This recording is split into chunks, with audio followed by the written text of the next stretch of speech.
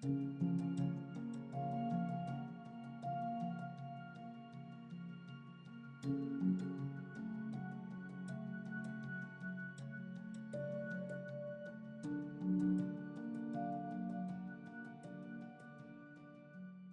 moon that shone down overhead was far from being at its fullest, but by the light being reflected back from the waters below, and the absence of any cloud cover, it proved easy to pick out the rest of the bombers in the formation. Kessel could not be sure how many times now he had mentally ticked them all off since they had embarked on the mission, but it would not surprise him if the number was by now close to 100. He was just in the process of commencing yet another nervous count, when two Messerschmitt 109s unexpectedly materialised, silently threading their way through the massed ranks of larger aircraft. But no sooner had the fighters appeared than they had once again vanished off into the darkness, only to be replaced by an identical duo of machines several minutes later. Watching on as this second set of escorts methodically weaved in and out of the bombers they were travelling alongside, Kessel was grateful enough for the presence of these silent custodians. And yet, somewhat worryingly, the young navigator still felt quite some distance away from being as comfortable about the mission as he would have liked to be.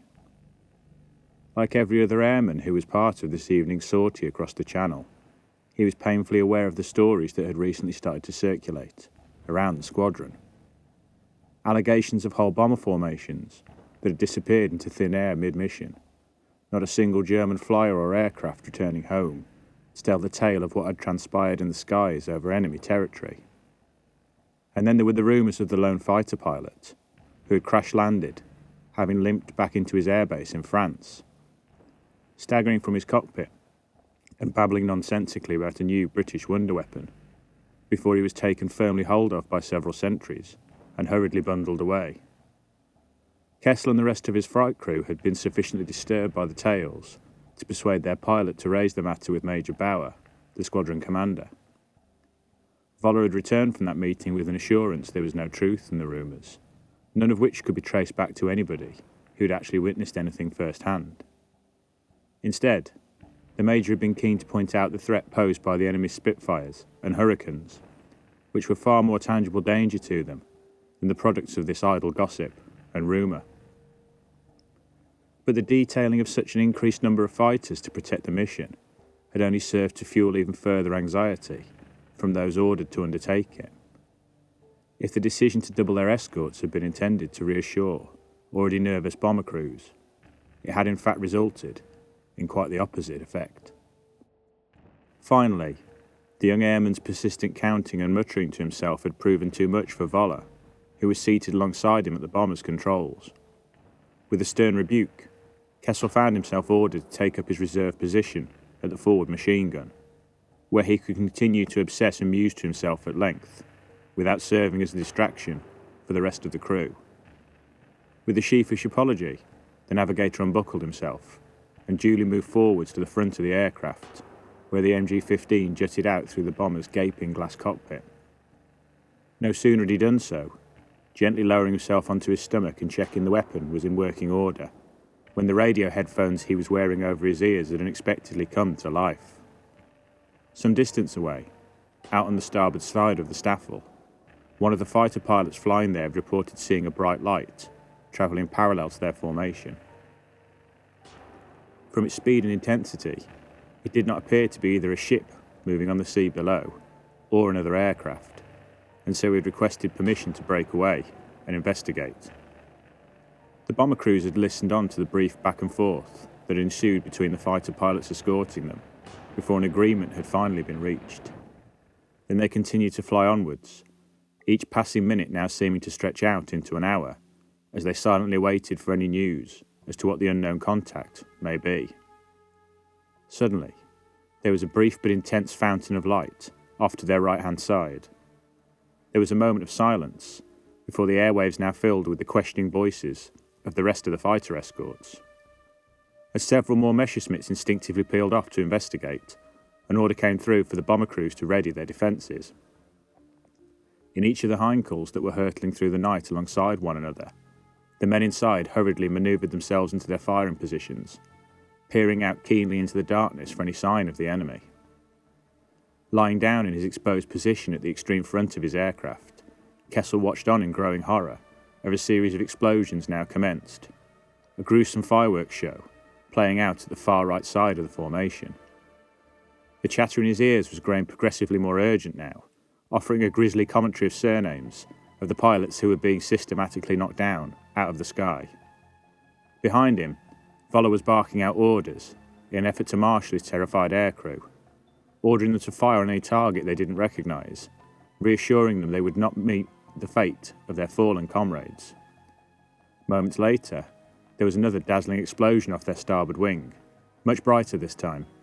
A fully laden Heinkel, unexpectedly disintegrating in mid-flight, rather than one of the escort fighters. Kessel heard a breathless voice yelling it was Weber's kite that had been hit, before this panicked dialogue was suddenly cut off mid-sentence. There was a further nearby explosion, signifying a second Heinkel and the entirety of its crew had now been blasted from the night sky. Finally, their unknown attacker now came into view, a glowing ball of light, moving at near impossible speed, hammering out of the darkness directly towards the centre of the tightly packed group of bombers. Instantaneously, the familiar drone of the Heinkel's engines was drowned out by the cacophony of its defences, the other three MG-15s located behind Kessler, all opening up simultaneously. In each and every one of the surviving bombers, a lethal hail of gunfire now stabbed out into the night, probing this way and that in an effort to down their enemy. In their panic to defend themselves, several gunners wildly fired this way and that, unintentionally hitting other bombers that were travelling nearby. As flames blossomed on several of the bombers, two more began to drift down out of formation, trails of black smoke billowing from the unintentional damage that had been caused to their engines. There was a blinding light, and a beam of energy suddenly erupted from the body of the unknown aircraft, vaporising the formation's lead bomber. Mere seconds later, a further emission lanced into the night, catching one of the wings of another Heinkel, sending the hapless aircraft into a doomed spiral, far down into the waters below. As Kessel watched on in horror, the glowing craft jinked and weaved its way through the hail of gunfire, performing some form of beautiful yet deadly ballet. Two more bombers exploded in quick succession before the navigator was shaken from his stupor by a sharp kick to the side of one of his legs. Turning in incomprehension, he received a hail of abuse from Voller, who screamed that enough was enough and they were going to escape this madness. Jamming the control column down hard to the right, Voller roared at the rest of the crew to cease fire and to prepare themselves to abandon the aircraft in the event it was hit. Beneath him, Kessel felt the metal of the Heinkel's airframe protesting and creaking at the force it was being subjected to, the big aircraft pitching and yawing at a speed it had never experienced before. With a grunt, Voller completed the turn and then forced the plane's nose down towards the English Channel below, trying to coax as much speed out of the aircraft as he could. As he did so, the night sky behind them continued to be lit up by multiple explosions, the rest of the squadron being slowly picked off by the mysterious attacker. A hailstorm of burning and twisted wreckage descending from the heavens, down onto the waters of the English Channel below. As Voller finally levelled out, mere metres above the glassy water's surface below, the rest of his crew stared back in wonder at the glowing craft hovering in the night sky behind them, each man praying it would not choose to pursue them, and that the quick actions of their pilot had been enough to save them from the fate of their fellows. Only a few miles to the north of where the systematic slaughter of the German bomber formation was taking place, a thin metallic shape was discernible amidst the smooth and glassy surface of the English Channel. Caught in the moonlight, several figures were visible atop it, watching on as the destruction unfolded in the skies above them. As the last of the Heinkels finally disintegrated, its passing marked by an all too brief descending ball of flame, the object responsible for their demise hovered motionlessly where it had come to rest. For a short time, the observers found themselves wondering if it would set off in pursuit of the solitary bomber that had turned and escaped the destruction. But instead, without warning, it departed at speed, travelling off in the opposite direction to that taken by the surviving aircraft. Slowly lowering his binoculars, Lieutenant Frank Weiser took in the stunned silence of the men standing alongside him on the deck of the S-boat. Each of his junior officers clearly struggling on some level to come to terms with the horrifying spectacle they had just borne witness to. His wry observation about this being the first time in the war that naval intelligence had managed to successfully predict anything did seem to ease tensions a little. Several of the men had murmured in agreement, making equally sarcastic comments. It was clear from their demeanour, though, nobody really wanted to dwell on the tragic fate of their fallen Luftwaffe comrades. With a sigh, the lieutenant gave orders for their departure and then made his way below deck to the boat's radio room. Once the message he had dictated was confirmed and sent, he settled down alongside the radio operator as the boat swung round and then set off at speed towards their home port. Weiss's message, including his call sign and the speed and trajectory of the departing object, was immediately received by the other S-boats of the second flotilla. As his vessel now surged towards the safety of the French coastline, his peers hurried to adjust the positions they had been deployed in an effort to maintain visual contact with their quarry. Barely a minute after it had fled the scene of the carnage it had just wrought, the mysterious craft had reached the Kent coastline. Instantly, its course altering sharply to a more northerly trajectory, running up and parallel to the English coastline as it headed away from the channel, up into the North Sea. The immense speed the object was travelling at made it impossible for any German aircraft to have any hope of pursuit. Its path, however, was easy enough to follow and relay by the picket line of ships and submarines the German Navy had deployed in order to track it. Weiss listened on impassively, as at regular intervals the other boats in his unit each provided a further update on the glowing object's journey, before they too turned to follow him and his crew back towards friendlier waters. Eventually, as it crossed the border where the English counties of Norfolk and Lincolnshire coincided, the last of the S-boats called in, before handing their observations over to more appropriate resources of the Kriegsmarine. The fast-moving torpedo boats had now completed their task, in doing so, reaching the limit of their effective patrol radius. Instead, as their aerial prey hurtled onwards, up alongside the Yorkshire coast, its rapid progress was now followed by the keen eyes of Wolfgang Kaufmann and his bridge crew, stood observing from the surface conning tower of U-79. Kaufmann whistled softly to himself as he watched the distant object that streaked above them through the skies, the submarine's commanding officer finding himself taken aback by the speed and manoeuvrability it was displaying, as well as the reports of its allegedly destructive capabilities. 200 miles to the north, only minutes later, the Type 7 submarine sister ship U-77 lay in wait, floating in the waters off the coast of Northumberland. But unlike his opposite number, Heinrich Schonder was more concerned about being detected by Allied patrols than dwelling upon the spectacle he had been ordered to observe upon. The 30-year-old officer had already lost too many of his friends and comrades to the ships and planes of the Royal Navy, all too often having no clue as to their fate due to the rarity of survivors from downed U-boats ever making their way back to mainland Europe. He recalled the grief and confusion when the first member of their flotilla, Ernst Kohler, and his crew had disappeared without explanation from his patrol in waters not far from where they now sat.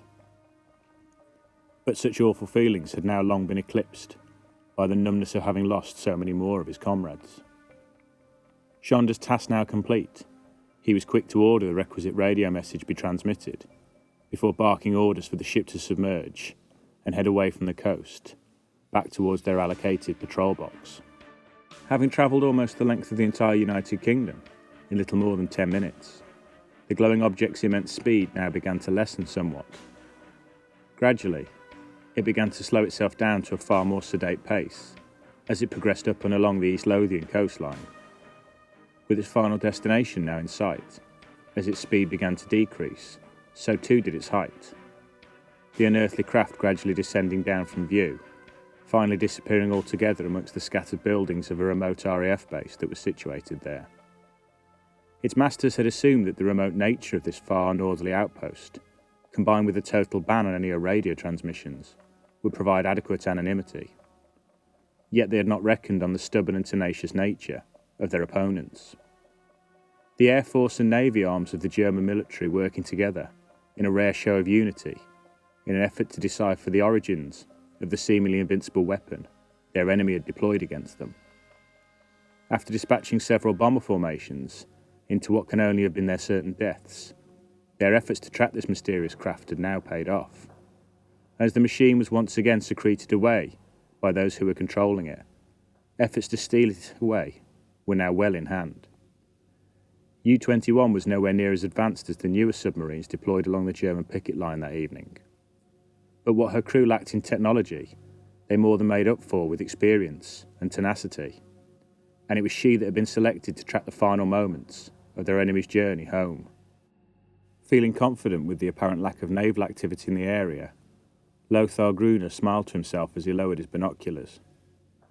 Had it been the Kriegsmarine in possession of such a device, they would have deployed every weapon they possessed to safeguard it, seemingly in contrast to their overconfident British opponents.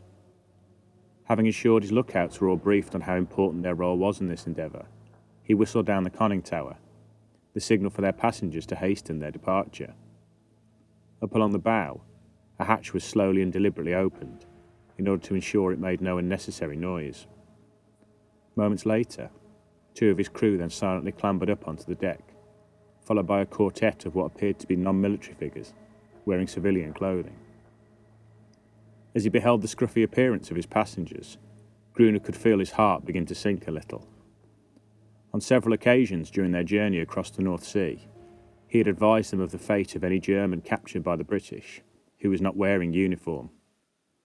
Clearly, his warnings had proven insufficient. Once the rubber dinghy that had been hauled up alongside the men had been inflated, they silently began to lower themselves from the deck of the submarine, down into it. As they did so, the last of their number had turned, and then waved up to the naval officer stood watching him above.